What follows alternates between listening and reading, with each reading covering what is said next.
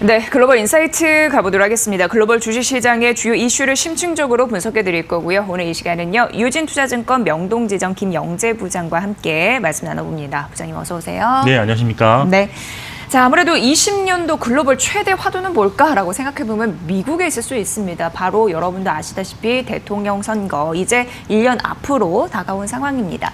지금 현재 우리가 이제 생각해볼 수 있는 일정은 무엇이 있는지 그 부분 더 짚고 시작해보도록 하겠습니다. 부장님 도움 좀 주세요. 네, 일단 일정의 말씀드리기 전에 네. 그 미국 대통령 선거 방식을 좀 아셔야 되는데 미국은 선거를 통해 승리한 주의 대의원 전부의 그런 숫자를 가져가는 방식으로 이렇게 모인 대의원 수가 더 많은 쪽이 승리를 하게 됩니다. 따라서 전체 득표수가 많으면 승리하는 우리나라와는 좀 차이가 있다는 점 아셔야 될 것 같고요. 그리고 각 당은 미국 그 전국을 돌면서 같은 주에서 같은 날 전당대회에 참여할 선거인단을 선출하는데 당원 대회 형식으로 당원들만 선거하는 코커스라는 것이 있고요.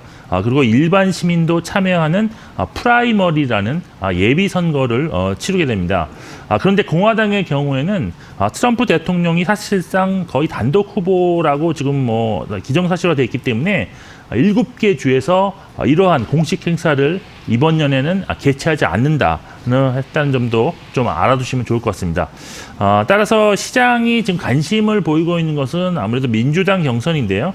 2월 3일 아이오와 주에서 당원들만 참여하는 코커스가 개최가 됩니다. 이것이 시발점이고요. 이후 2월 11일에 뉴햄프셔주에서 일반인도 참여하는 프라이머리가 처음으로 개최가 됩니다. 그리고 가장 중요한 날이 3월 3일인데요.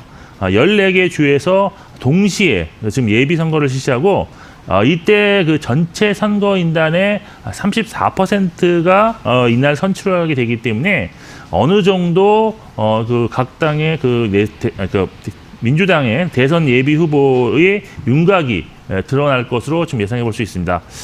이후 그 7월 중순에 이제 민주당은 밀워키에서 대통령 후보를 지목하는 전당대회를 개최해서 민주당 대선 후보를 좀 지명을 하게 될 것이고요.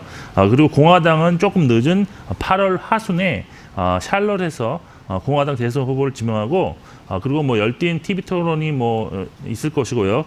그리고 마지막 11월 3일 대통령 선거가 실시된다고 할 수 있겠습니다. 네.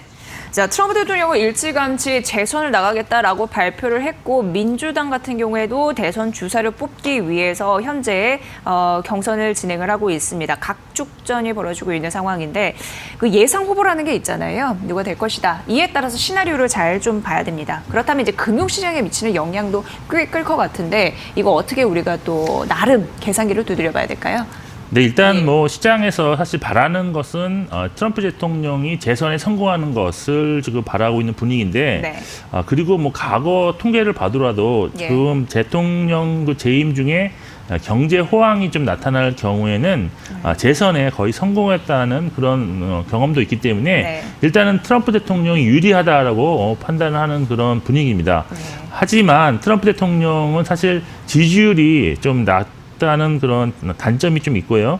그리고 지금 현재 그 탄핵 이슈가 있기 때문에 아주 유리하다, 압도적으로 유리하다고는 볼 수 없기 때문에 아무래도 트럼프 대통령이 올해 지지율을 좀 상승시키기 위해서 경제에 대해서 좀 더 신경을 다하는 그런 경제 호황을 좀 유지시키려는 그런 노력이 있어서 상당히 이 부분에는 총력을 다할 것으로 보여서 이러한 노력이 정말 가시적으로 나타나는 그런 모습이라면 지표 개선이 꾸준히 나타나면서 미국 증시의 하방을 확보할 수 있다는 이런 분석들도 나와 있습니다.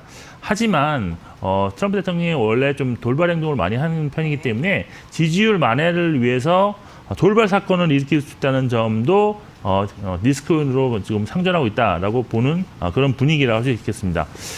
근데 이제 사실 중요한 거는 민주당 후보가 누가 되냐가 달려 있는데요. 현재 그 전국구 지지도를 보면 바이든, 샌더스, 워런, 부티지지 후보 순으로 지금 요 4명이 압축으로 좀 될 것 같은 그런 분위기인데 이들은 의료보험과 부유세 관련 공약에 있어서 좀 차이점을 좀 가지고 있는 그런 상황입니다. 민주당 내에서 사실 급진파로 알려진 샌더스와 워런 후보는 그 헬스케어 부분이 메디케어 for all을 주장하면서 부유세 도입을 좀 주장하고 있고 또한 금융권 규제 확대 방안을 공약으로 내세우고 있어서 만일 샌더스 후보와 워런 후보가 당선이 유력하게 진행될 경우에는 금융시장은 단기적으로 좀 혼란이 올 수 있다는 점 좀 참고하실 필요가 있습니다.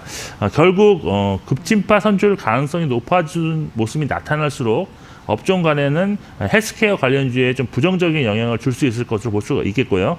그리고 거대 IT 공룡들의 해체를 좀 공약으로 내세우고 있는 워런 후보가 좀 민주당 경선에서 유력한 모습을 좀 보일 경우에는 IT 기업들에 대한 주가에 부정적인 영향을 줄 수 있을 것으로 볼 수 있다는 점 좀 참고를 하실 필요가 있을 것 같습니다. 네, 민주당 변수도 있습니다만 미국 경제 괜찮잖아요. 경제 호황상 아무래도 학습 효과를 뗀 재선에 성공할 가능성이 있다. 그리고 트럼프 대통령 자체적으로도 지지율을 끌어올리기 위해서 경제 활성화 정책을 꾸릴 것이다. 여기에 조금 더 가능성을 두고 있다고 하니까 참고해 보시면 될 것 같습니다. 민주당 경선 경로는 지속적으로 파악해 보시고요. 자, 그럼 이제 주식시장 대응 좀 해봐야 될 것 같습니다. 단기 그리고 이제 11월까지 이어지기 때문에 장기 이렇게 좀 나눠서 살펴보죠. 어떻게 또 섹터로 나눠서 만나볼 수 있을까요? 일단은 그 큰 흐름으로 볼 때 사실 민주당에서의 후보가 누가 유력시 되느냐가 가장 중요한 핵심 투자 포인트라고 할 수 있는데 만일 그 말씀드린 것처럼 급진파가 좀 될 가능성이 높아진다면 주식시장은 좀 단기 혼란이 불가피합니다. 따라서 사실 3월 정도에는 어느 정도 윤곽이 드러날 것이기 때문에 지금 증시의 그 큰 변동성을 조금 예상을 좀 하실 필요가 있습니다. 따라서 3월은 좀 보수적인 투자 전략으로 좀 취하는 것이 유리할 수 있다라는 점 말씀드릴 수 있겠고요. 그리고 지금 현재 그 민주당이 주장하는 공약들을 바탕으로 수혜 대상을 좀 선별해 보면 친환경 그리고 재생에너지 분야와 그다음에 전기차, 음식료 그리고 반독점 규제 철저라고 할 수 있습니다. 반면 공화당은 거대 IT 종목들과 플랫폼 기업 금융 서비스, 제약, 석유업체들의 수혜가 예상되는데요. 한 가지 좀 생각해야 될 점이 있습니다.